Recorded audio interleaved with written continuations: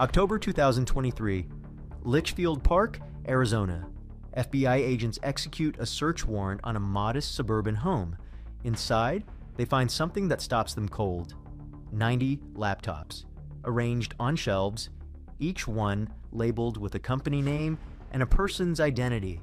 Fortune 500 corporations, major television networks, aerospace manufacturers. All of them had sent these computers to the same address. All of them thought their employees were working from this house. None of them were.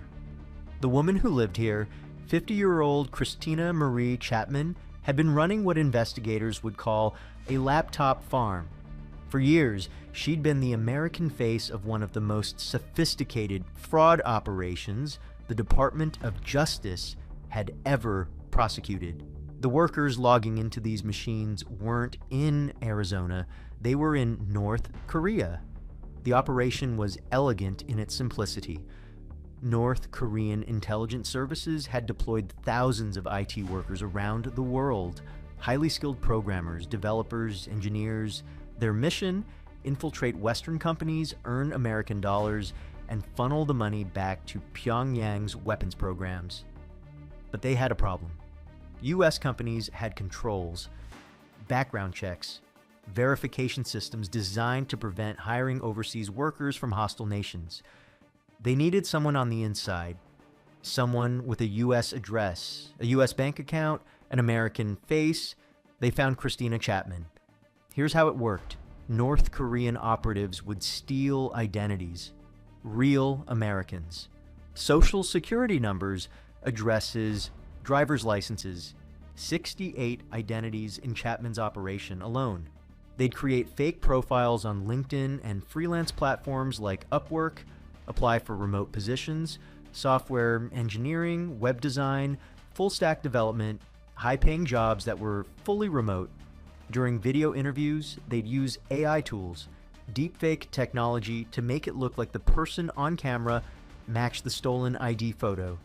One HR manager recently hired someone who didn't exist.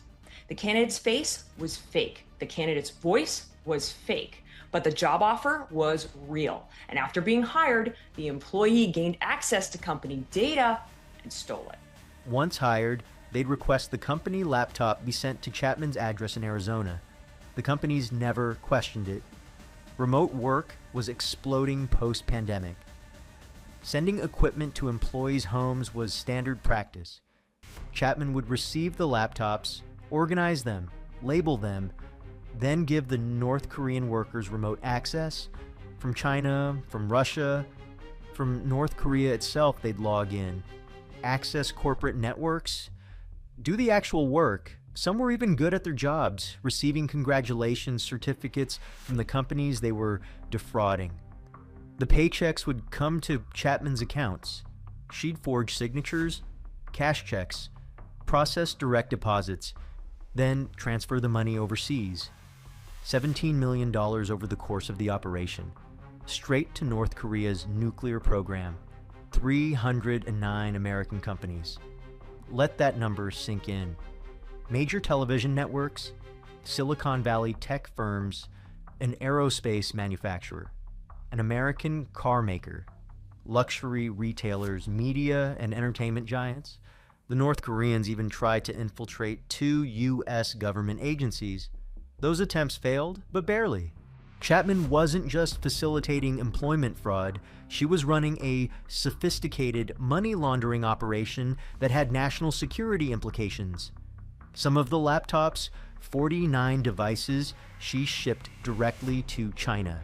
Multiple shipments to a city on the North Korean border. The IT workers maintained target lists.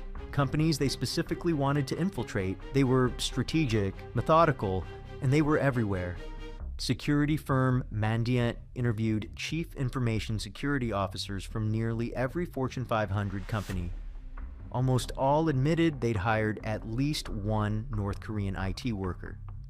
SentinelOne, a cybersecurity company, reported receiving approximately 1,000 job applications traced back to North Korean operatives. One company, KnowBe4, ironically a cybersecurity training firm, discovered in July 2024 that their new employee, Kyle, was actually a North Korean operative who had passed background checks and AD verification. The threat wasn't theoretical, it was inside the house. Emily Rodriguez thought she was getting hired by a tech company in 2022. Remote position, good benefits. She never applied for the job. She only found out when the IRS came after her for $30,000 in unpaid taxes on wages she never received. Her identity was one of the 68 Chapman helped steal.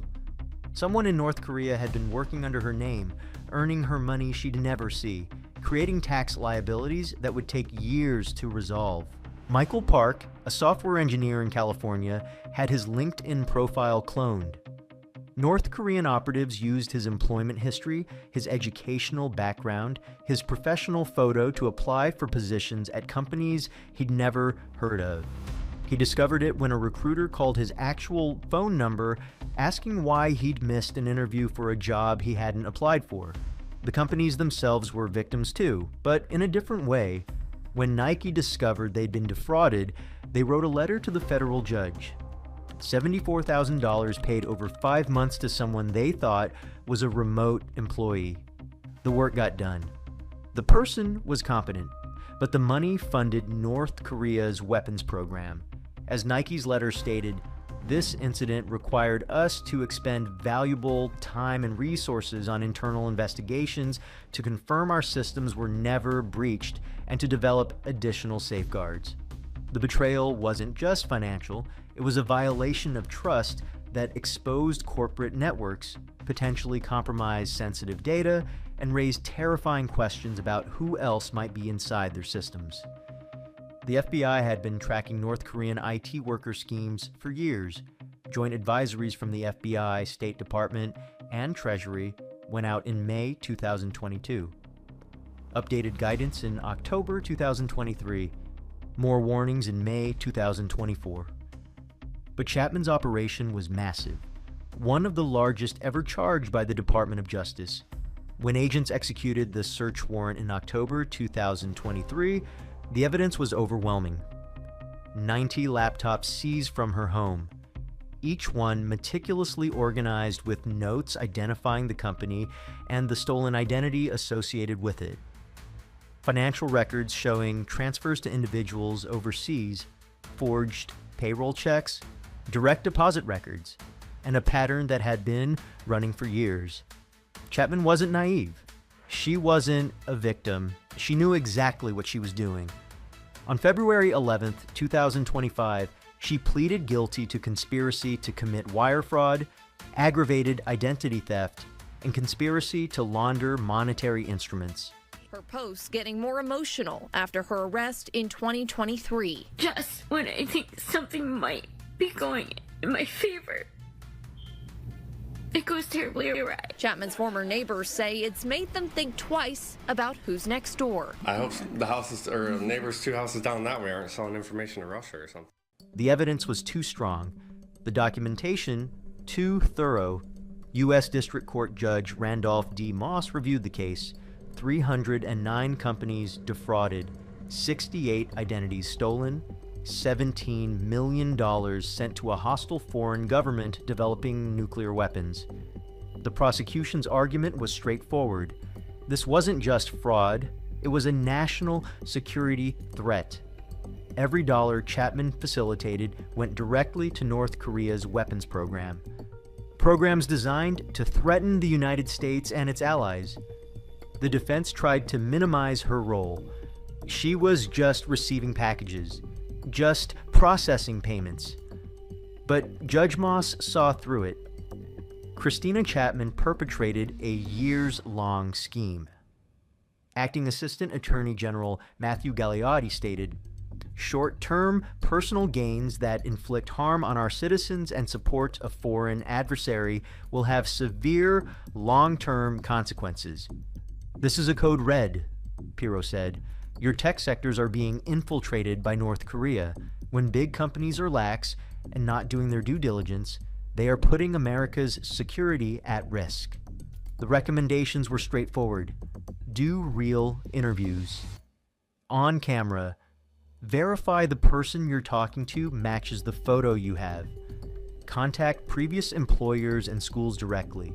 Don't rely on documents that can be forged. Conduct drug tests and fingerprinting in person for remote employees. Monitor for suspicious network activity. Remote desktop connections, unusual login locations. Watch for address changes after hiring but before equipment is shipped. Educate HR teams about the threat. Simple measures, cost neutral for companies, but implemented inconsistently, if at all. Christina Chapman will be released from federal prison sometime around 2033. By then, she'll be nearly 60 years old.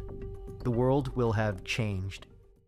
The FBI says some of those North Korean workers even try to get jobs at government agencies, but were thankfully discovered. Chapman defrauded the DHS, IRS, and SSA while playing her part in it. And Taylor, did Chapman express any remorse for anything?